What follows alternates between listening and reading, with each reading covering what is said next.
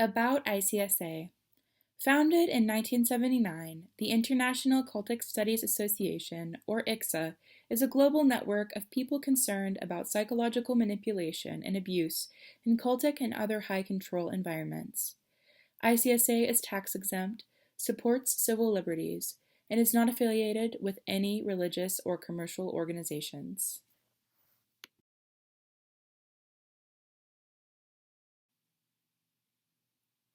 Our mission.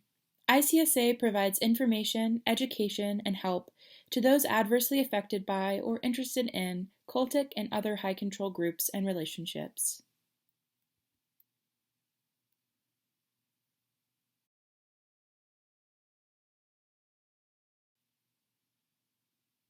Connect with us on Twitter at ICSA Home, Facebook at ICSA Today, or become a member or donate at icsahome.com/membership.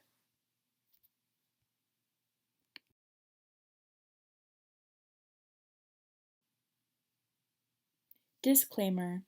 Views expressed on ICSA websites or in ICSA's publications or events are those of the document's author or speaker and are not necessarily shared, endorsed, or recommended by ICSA or any of its directors, staff, or advisors. Propose the beginnings of what we hope may someday become a theoretical elaboration of interactions that have occurred over the years, both between therapists and families or current members, as well as in exit counseling situations. But I don't think anyone has ever really named it or described the process or attempted to elaborate the process, which is what I'm planning to do here. Calling it religious conflict resolution, and sorry, if you would at once like this, why don't we forget this? Well, it's the this gentleman, the mouse. Okay. I'll ask you to change. Yeah, you can change it. Next. Okay. Next one. I like to start with definitions, and I'll just go quickly. When you look at the definitions of religion, in this case the American Heritage Dictionary, the most general definition is a cause, principle, or activity pursued with zeal or conscientious devotion. For purposes of this discussion, I'm using the broader definition, so that a lot of group situations that might not look like religion, in a sense, could be categorized under religion. So I would feel less uncomfortable calling it religious conflict resolution. Conflict, the next one, is a state of disharmony between incompatible or antithetical persons, ideas, or interests, or a clash. And resolve is to bring to a usually successful conclusion to resolve the conflict. So, religious conflict resolution, the next one, would be the attempt to reduce or end the state of disharmony existing between two or more people, usually family members, resulting from a difference in religious beliefs, practices, or commitment, with religion being defined in a broad sense. So that's the definition that I'm using for this preliminary proposal. The next slide starts factors in conflict. We can get to it. And I'm adapting this from a book on conflict management by Richard Meyer. And those of us who have worked in this field with families have seen these kinds of conflict issues, which they may arise on the screen or they may not. Each person tends to blame the other when in fact both contribute to the conflict. And this is almost universal in human behavior. Often neither fully understands the sources of the conflict. Here you go. Hey. Much conflict results from communication failures. The need to be right is almost always a prime contributor to any conflict. Alfred Adler, who was the lousiest writer and among the early psychoanalysts, but the most wise in my opinion, used to say, most wise in my opinion, used to say people would rather be right than happy. And he used that in the context of talking about neurotic behavior. His point being that people cling to erroneous ideas about the world, self, and reality, rather than change their ideas. which would make them ultimately more happy. It actually antedates much of the cognitive therapy that's become common in the past 20 years. The next slide. Other factors in conflict: an over-reliance on words which are interpreted, which leads to insensitivity to nonverbal communication. A truism in psychology of communication, is the message intended is not necessarily the message received, which means when I'm trying to say something, number one, my brain may not clarify what I'm trying to say. Number two, I may not get the right words to say whatever it is that my brain has determined is what I want to say. I say those words, you interpret those words according to your background, your personality, and you may misinterpret those words so that the message you get may be very different from the message I'm giving out. You see that kind of distortion in couples therapy frequently. So the husband might say, you having ravioli again tonight? And the wife might interpret it, SOB, he doesn't like my ravioli. He's sick of my ravioli already. Now his intent might have been to say, oh, I'm good, I'm happy, I hope you're having ravioli tonight. And she interprets it in the exact opposite way.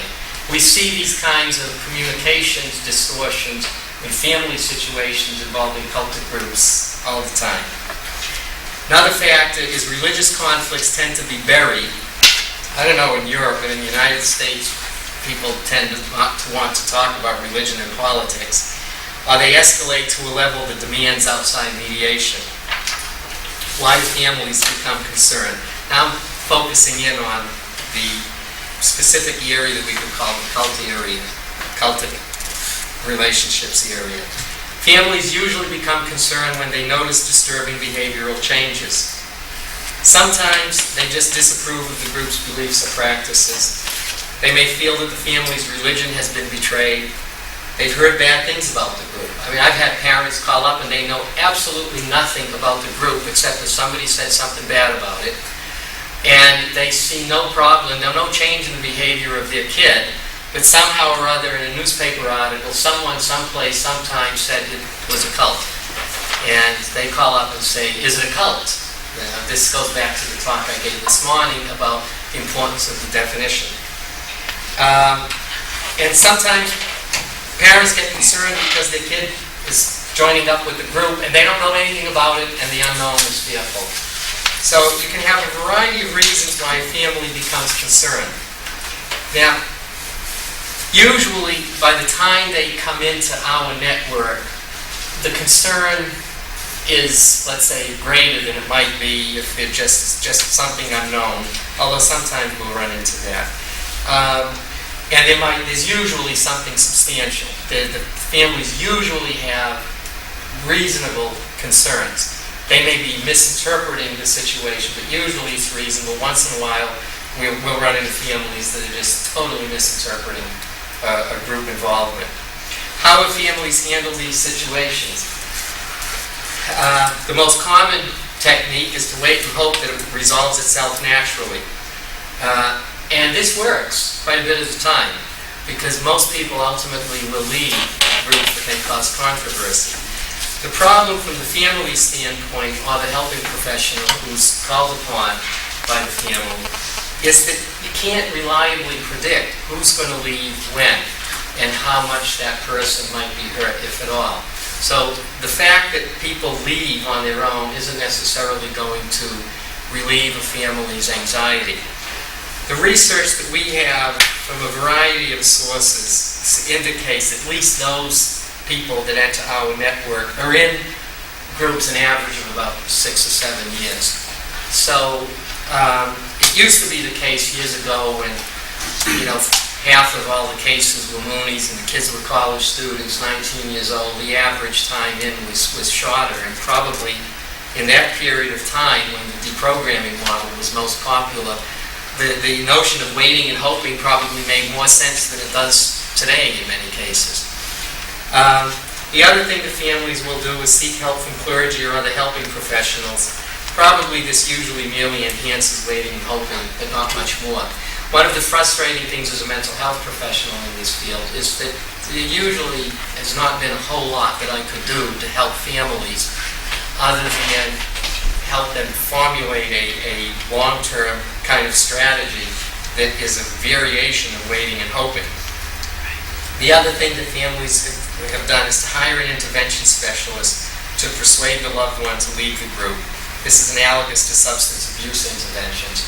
I've been waiting for several years for a friend of the past to write an article comparing substance abuse interventions and exit counseling because there are apparently quite a number of similarities in them. Deprogrammer, exit counselor, thought reform consultant usually implies the goal of getting the person out of the group, although with some thought reform consultants that really is not necessarily the most upfront goal. Now, the next slide, best guess probabilities.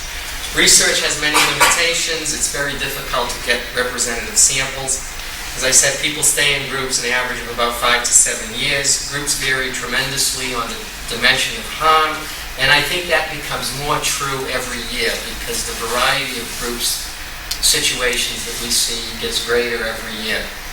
I estimate roughly about 100,000 people a year in the U.S. enter and leave groups. Can't really say what percentage of those groups are necessarily problematic for the families, but there is a lot of, to use the broad term, alternative group involvement that does occur in society. Yet, at most, several hundred people per year leave their groups as a result of a family-initiated intervention, and I would say it's probably in the dozens rather than in the hundreds. What these numbers indicate, only a minuscule percentage of families, certainly less than 1%, probably quite possibly a small fraction of 1%, can initiate an intervention. Also, many groups don't fit the cult stereotype. When you've got a large variety of groups that vary, it becomes harder to, in a sense, apply the same model to all groups. And I decided to write this draft talk because families need another alternative to waiting and hoping. That's basically the motivation for doing this. Now, mediation, or what I'm here calling religious conflict resolution, might be a viable alternative for many families. As I said at the beginning, it has occurred in exit counseling and family consultation, but it has not been articulated as a separate process. Now, the goals of RCR, this is all preliminary, and I welcome opinions from all of you. First of all, improve communication between parties. You cannot resolve disagreements if you can't communicate. And as I said, communication is not easy. There's a delusion that talking is teaching and learning is hearing. And if anyone has ever done any teaching, you know that just because that kid is awake and his heart is beating and his eyes are looking at you doesn't necessarily mean that he's learning what you're trying to teach him. And with families, and particularly where you have emotional issues, the communication is vital. And in your work, it's probably the major thing that you do. If you don't have a communication, and you don't have a relationship, you don't have a basis of criticism or bringing up problems that you have with a group. So the fundamental thing that we do, and at least a group of us, our approach interventions is getting communication established. And the basis of that is understanding what the person's involved in. And increase each party's understanding of the perspective and concerns of the other party. You have to recognize that someone else, other people don't look at the world just like you do. And even if it's your son or your daughter or your parent, everybody looks at the world differently. And if you want to communicate properly, you've got to see the world through that person's eyes. One of the first things that we do when we go in and meet a family, and some people are here that we've done this with who probably don't like it, is that we go in and we ask the families to come up with 50 positive things about the person's group involvement. And we don't continue until the family has come up with 50 positive things. Because you've got to look at it from the person's perspective that's in the group. And what we're trying to do is to put the family through a worldview shift so they see it through the eyes of the person who's involved in the system. And for most families, that may take a day or two. And the reason why it's 50 positive things is because usually the person in the group says he or she is happy. I tell families all the time, they come to me, my kid's in a cult, my kid's got a problem, I say, who's taking Valium? It's not the kid in the group, it's the parent. The parent's anxious, the parent's depressed, the parent isn't sleeping, the parent's pacing up and down, the parent is worrying, the parent is the one who's anxious. The person in the group usually says he's happier than he's ever been. So, for Pat to do the 50 likes is trying to get inside the head of the person in the group to understand what it is that attracts him or her to the group. Related to that is to identify points of agreement, toleration, and disagreement. Now, we understand agreement and disagreement. By toleration, what I'm referring to is there are a lot of issues that we have with other people that we don't necessarily agree with, we don't particularly disagree with, we may not feel that strongly, and it's something we're willing to tolerate. And what you're willing to tolerate is partly a function of your personality, it's partly a function of culture. In, for instance, a country where you have a national church, for example, that is very much a part of the culture, then you may have a different situation than you would have in a country like the United States, where you've got a multiplicity of churches, and people have come as part of that cultural tradition to be tolerant of other religious groups. And it's important to be able, I think, to be able to understand that. And what you want to do if you're going to resolve conflict is you want to try to, if you can, increase the level of agreement, increase the toleration, and decrease the points of disagreement through improved communication. And then through negotiation, you manage the remaining points of disagreement.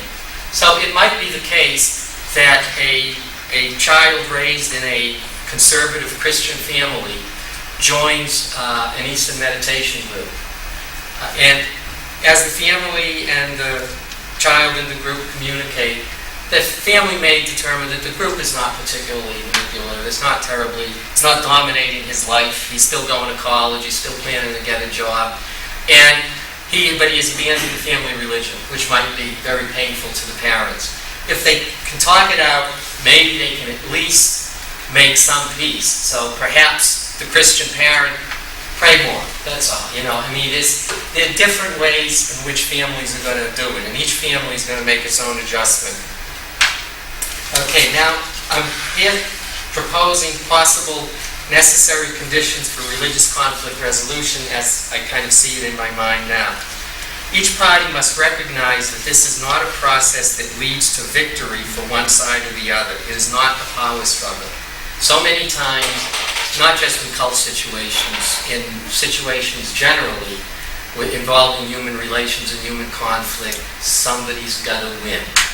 And if you take the attitude that you have to win, you're going to have less opportunity to resolve any conflict that you might have. Related to that, each party must be willing to change. If you were in my sectarian mentalities talk, I mentioned pride as a factor in problems in religious groups. Pride will oftentimes be the biggest stumbling block to admitting that you're wrong and being willing to change. Each party must be willing to listen, i.e. to place his or her beliefs, values, and judgments aside in order to hear out the other party. People think that because they're breathing while someone else is talking, they're listening. And that doesn't necessarily follow. I mean, listening is an active attempt to, put yourself aside and try to get that message intended. And one of the things we do as professionals in the mental health field is we try to help the client better articulate what he is trying to say. Because people typically don't express themselves the way they really want to. And those of us who aren't aware of that will hear the words and jump on it. And you can have arguments that just are totally and absolutely unnecessary. One of the exercises that we do with families to try to address this issue is we have the families, after they've looked at the things they like about this group, to come up with a list of things that are criticisms. And then we look at those criticisms that they have as a family from 3 points of view. From the point of view of the culture of the group, how does the group view that kind of criticism? From the culture of the family, from the family's point of view, how does that criticism look? And then from the strategic point of view of maybe having an intervention. So from a person might have a criticism about a group, and the parents articulate, this is what I find wrong, but the daughter goes, Mom, if you say that, you always say that. So we test each of those criticisms to see how they meet those 3 tests, or those 3 parameters. And then we reduce it to a list of concerns that can be articulated in a way that's not offensive from the group's perspective, that's not offensive from the family's perspective, and is not offensive from a strategic point of view. So we apply 3 tests to every criticism. So you have something that you can talk about that will not increase conflict. And the same thing, we do the same thing with the things that the families like about the group. Because there can be things you like about the group. So a parent can say, I like it because you have a job. But from a particular group's point of view, having a job may be a negative. So we use those 3 tests both for the positive and for the negatives. And another necessary condition, which is vital, is each party must be willing to negotiate in good faith. And that essentially means not having really hidden agendas and being able, again, to let go. I often tell families that if they really want to get their kid out of what they believe with some justification is a bad situation in the group, oftentimes they have to give up the goal of getting him or her out. Because it is so far away, practically speaking, that if you only keep your eyes focused on getting them out, and you're going to trip over yourself and you're going to wind up making things worse rather than better. You set up a hierarchy of goals. Frequently, the first goal is just assessment, to find out what is going on. It is absolutely remarkable how many families with a kid involved in a group know almost nothing about the group, about the kid's life in the group, about his relationship to the group, to specific people in the group. All they might know is that he used to call home every week, now they hardly ever hear from him. He used to love his family and would come, and now he doesn't come to family events and so on. He used to love college and had plans to go on to graduate school. Now he's talking about dropping out of college. These are the alarm bells that ring in the family's head, but they know nothing about what's going on, but they want to go out there and get him out. Give me a concrete example. When I was involved in a group, my mother was a little upset because I didn't like to eat her food. My mother happened to be the world's worst cook. I mean, I spent, after leaving the group, 20 years never having to eat her food. It had nothing to do with the group. It was just the group gave me a way to avoid eating my mother's food. But that's more painful to hear than anything else. It is more painful. She just happened to be a horrible cook.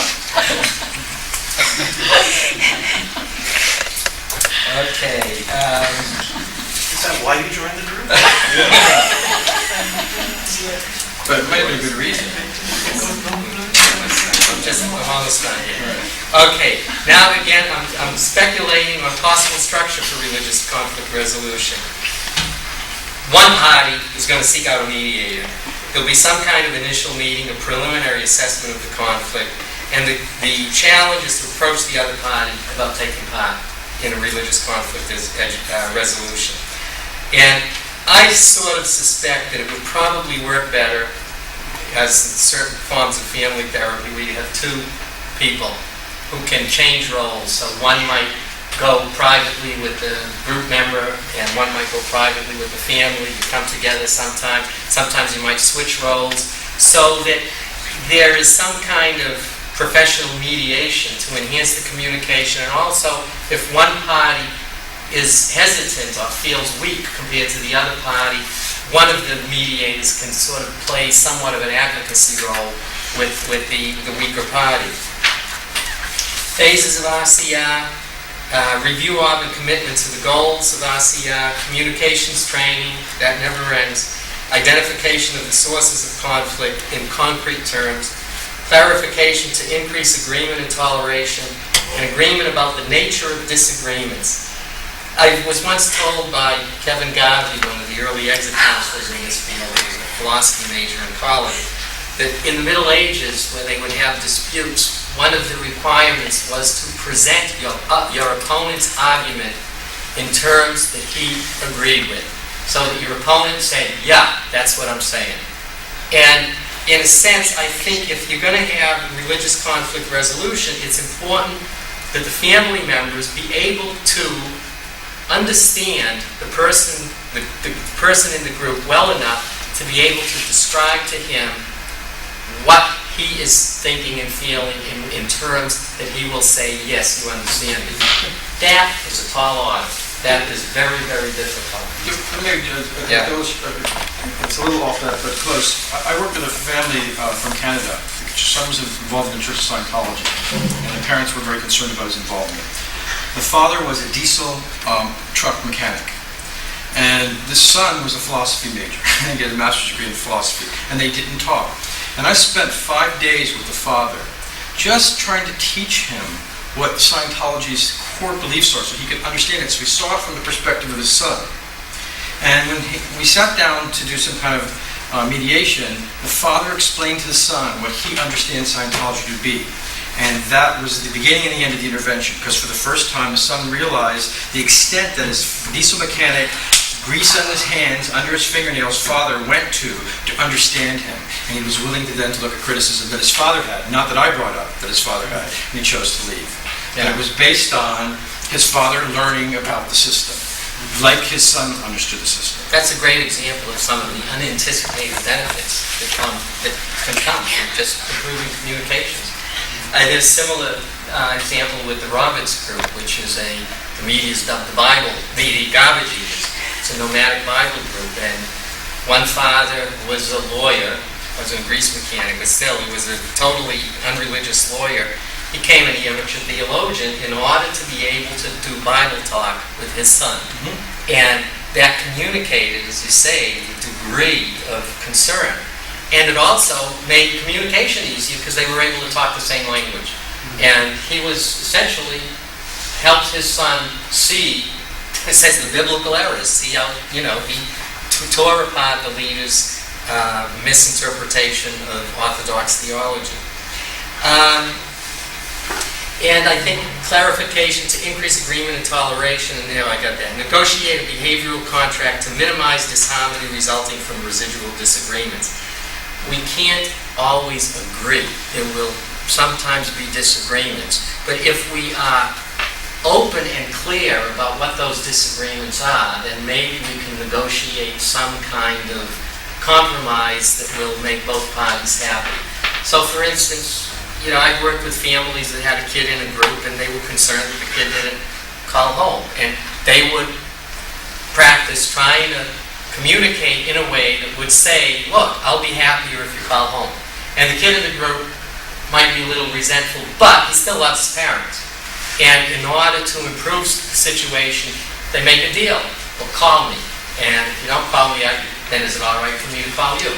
So a little thing like that is not going to get someone out, but it may improve the relationship so that at least the family may not be as worried, and they will be better positioned to be of help should the person decide to leave on his own, or if he doesn't decide to leave on his own, at least maybe you can have a decent family relationship. Using that example, though, of calling home, if you have knowledge of the system that the person's involved in, it makes the situation a lot better. Because if you expect a phone call every Thursday from your child, and it happens to be the leader's birthday, it happens to be the time that's a great festival in the system, or it's their big recruiting drive, and they're a 2-month preparation for it, you're not going to get a phone call. So you've got to appreciate it. Just like my parents I didn't expect my mother to call me before Easter or before Christmas when she was doing all of her decorations and all those things. I'm not going to get a phone call. So you have to look at it from that perspective. Right. And I think you want to negotiate some kind of follow-up plan to monitor adherence to the contract. This is straight behavioral contracting that you do with adolescents. You establish some kind of contract to try to get this kid to do better in school. And if you're doing it properly, you recognize that there's slippage. I mean, we are human beings. That means we tend to be lazy. We tend to forget. We tend not to follow up on our promises. And if you don't build in reevaluation, things can slip, and then people feel betrayed. So the kid doesn't call, and the parent gets upset. The parent communicates that upset, the kid interprets that as pushing me away and it escalates and you've undone all the good that you might have done. So, we've got, I think, 10 minutes or so. So questions, comments, anything you might have from Pat and me.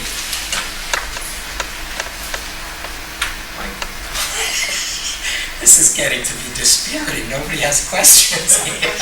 Rukmini, thank you.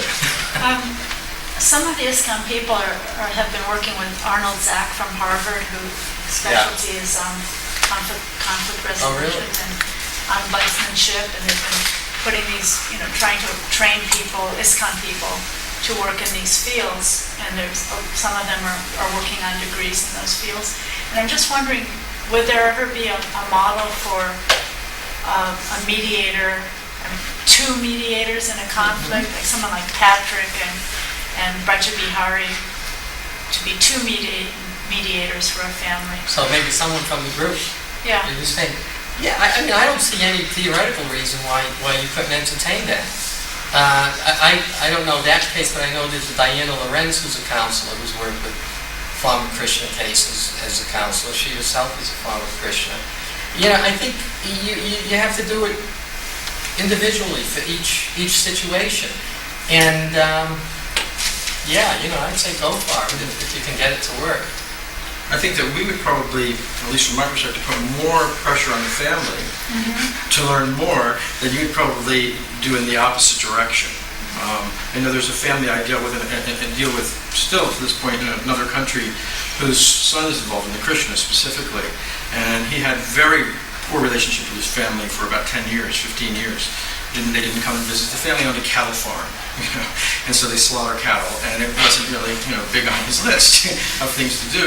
And the mom was a pretty smart woman, and she knows more about Krishna doctrine than I do, and than almost anybody I know.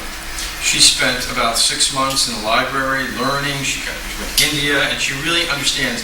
Now she hangs out in the temple with her son. Other people come to her for problems. Their son brings his friends to the family's cattle ranch. There's real relationship that's taking place. And sure, the parents don't like it that their son's in the Krishnas. Just no doubt about it. He made a big faux pas, and that is, it's a very traditional family, and at his brother's wedding, they made him promise that he would come dressed in a suit, and he agreed he would. And then at the reception, he came in full regalia with prasadam for everyone, and it didn't go over real well. So, there was a big hurdle to get over. And now he behaves in a much more reasonable way from their perspective, and they have a relationship. And that relationship is more important to them than trying to get him out of the Krishnas. Now, if the family was focused on winning, they still wouldn't be talking to their kid. Right. Now, which is better from the family standpoint? To have that kind of compromise situation, or to have 20 years without talking to your kid? Because, from my perspective, if he chose to leave, he would leave into an environment where his parents would understand the theology, they would understand his behaviors, they would understand why he does the things. They wouldn't make issues out of him not eating meat or not wanting to use certain pans that meat has been cooked in. They wouldn't make issues of things that are really meaningless in the greater scheme of things, but are important to him. Do you mean by watering down the problem is the solution of the problem, or the tolerance to the problem is the solution to the problem? I think that the tolerance is a solution, but it creates an environment, it creates a safe space for the person to leave if they choose to leave. Because from my perspective, getting someone to leave a group is pretty easy. What's hard is recovering from the experience. It's hard is integrating into the rest of life. If you go into the ex-members group, and if you hear the issues people are going through 10 years after leaving systems. So what I try to do is to create a safe space, a safe place, because the family understands the person's perspective, they understand where they come from, so that if they choose to leave, they have an environment that they can leave into. It's safe. So I take some issue with the vocabulary you're using. You say the problem. What exactly does the problem mean, and the solution to the problem? I think if you think of it as a conflict rather than a problem. Yeah, but semantics. But semantics are important, because semantics is what causes all the communications problems. Yes, the communication problem is when you appreciate that there is a problem rather than calling it a conflict, then you take measures to solve something. If you say it's a conflict is just, it needs an excuse and it needs the purpose for the conflict to stand alone. So most of the time, you do not get to the core of the problem. Can you give an example? For example, if we have a conflict of opinion, okay, Yeah. it means we disagree on a matter which we are discussing on. That is a conflict. Okay. If we have a problem between us, it involves all our being, our emotions, our understanding, our behavior, the whole lot. That's how I would see conflict. Yeah. Yeah, it's a question of vocabulary between Yeah. Europe and America, probably. Yes, probably. You're saying that conflict only deals with the symptoms and not Yeah. with Yes, that's right. Yes, that's how. And I think we're looking at conflict does involve those emotions. That's why there is conflict. See, I think you're talking about a conflict conflict between two persons about some ideas or values or something. I'm talking about a conflict between persons. Okay, so it is the people who have the conflict. So it is the whole person. That's what makes it so complex. And in these kinds of situations, that's what you have. You have a conflict between persons because it's the family's values, the family's goals, what the family thinks is important. They love their kid. They have this image of a future for their kid. This is deep. This is very fundamental to them. And the person in the group has the same feeling. Only the family doesn't share it. He's joined a group that's, may save his soul or, save the world or whatever. It's very important. It reflects something very fundamental to him. And with the work we do, at least I do, is try to get people to see where there are other situations that are not necessarily group-oriented. For example, you couldn't get more liberal than I am. When my sister ran George Bush's campaign for presidency of the United States in 3 counties in Florida, I call him a dum-dum. And so we have total different worldviews, on the situation. But we have to still have some basis for being a sister and brother and deal with all the problems that, our parents are bringing us in their old age. So you can have this conflict that at the fundamental basis, I think she's so crazy for doing what she does, and she thinks I'm absolutely insane for not believing what she does. But we can get those things aside and still have a relationship. And, on the basis of that relationship, she'll actually listen to my criticisms of the guy who lives in the White House.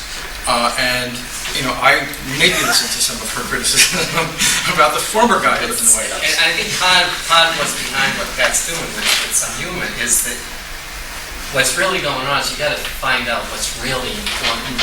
And despite the comments, what you're saying really is, who you vote for isn't really all that important. Religion becomes difficult because for many people, religious belief is the most important thing in their life. So that, for instance, you as a Christian mother might have the same kind of feelings if your son decides to leave Krishna and God knows go off and become a Zen Buddhist or something. I don't know. An exit counselor. And that's partly what makes it so hard. And sometimes you have a situation where the family may not have strong religious beliefs, but the person who's joined the group does. And the family can't understand why it's so important to him. My son broke off relations with my husband and myself 5 years ago. He's in Scientology. How do you even start? Well, occasional email, that's all we have. How do you start establishing communication, resolving this? Well, that's a specific group with a specific, there's a specific process. And there are people here that maybe can help you. Maybe Eileen, she has some connections. I've offered a year ago. Exactly. People break off in the church but our side. husband doesn't, so that might be a conflict. Well, they break off for specific reasons. That they're instructed to handle or disconnect from you. And they couldn't handle the situation. There was too much conflict on your side, for them to handle. They couldn't resolve it. We never talked about it. Pardon me? We never hardly ever talked about it. But we have done, well, I told you this, mediations with Scientology, where we have improved the situation. It would be better than having no communication, Yeah. to have some communication and have some relationship. It gets back to the winning. Right. Yeah. Yeah. I do a lot of persuading. I mean, Eileen's been very successful in that. Convening. I think it's very important for the family harmony. Again, I'm from China. I think most of the people in China is not religious. So in the family, they have some conflict, but not the religious. In now, I think in the modernization from China, the family's problem is the generation, the differently. The value of idea is quite differently. Another very important reason for the conflict for the family is that, in China about 100,000, I'm not sure exactly from people, the migrant people from countryside to the city, they like babies. So the parents, they have no time caring of the children. They have some hard work to do. So my question is that there's some how to dealing with this the social society page change that how to give the family the harness some suggestion to the model of the family for that the time. Part of the thing, I mean, my father, he's a very plain-spoken person from South Dakota, and he refers to the work I do as dealing with high-class problems. He said, if people had to worry about where they're going to eat or where they're going to sleep, this wouldn't be an issue. So they're high-class problems. And Maslow called that, his hierarchy of needs. It depends, if someone's coming in from the countryside and they're worrying about where they're eating, these aren't going to be issues they're going to discuss. I mean, they're dealing with hunger. To a great extent, we're dealing with, in a way, sort of a Western problem, or a solution, Western solution to an affluent culture. Although if I understand, I think what you're saying is you're sort of taking this model, this idea, and applying it to the social problem of you've got social groups, you've got people moving from the farms to the cities, having children who are growing up in a different environment with beliefs and values different from their families, and looking at it in a sense from a public policy standpoint, how can you improve family communication? The model of the family. Yeah, that's a tough problem. And I think a big part of it is through the education. And only through the family state. education. Well, and in many other kinds of ways, like for instance, a lot of the social change I think that's occurred in the United States resulted from television. Much of it is bad in my opinion, but I think television has had an enormous influence on cultural values in the United States. Certainly on sexual values, from when I grew up in the 60s versus today. And I would think from a public policy standpoint, if the policymakers could be clear on the goals and the values that would be encouraged. The problem is, in a democratic society, or in any society, how do you decide who's going to decide what's going to be promoted? In our country, Hollywood produces programs, there's some kind of feedback and there's a market. If people didn't like the programs, they wouldn't watch them. So there's some kind of interaction between those people who are modifying behavior and the society that's being modified. But I think that's taking this kind of thinking to a level that's a whole lot more complex and way beyond my pay grade. And I think we want to stick more with the individual family situation. I think more it has to do with the nucleus and the extended family. The problem is realized rather than changing the attitudes towards religion. That's probably because the socio-economic changes that they're happening to the family rather than to the mental state of the person.